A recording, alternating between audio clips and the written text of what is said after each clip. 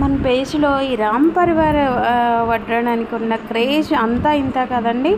ఇక్కడ మనం వీడియోలో చూస్తుందైతే ఈ కస్టమర్ తీసుకుంది గోల్డ్ బీడ్స్ అండి. ఇందులోనే మనకి గ్రీన్ అండ్ పింక్ బీడ్స్ కూడా అవైలబుల్లో.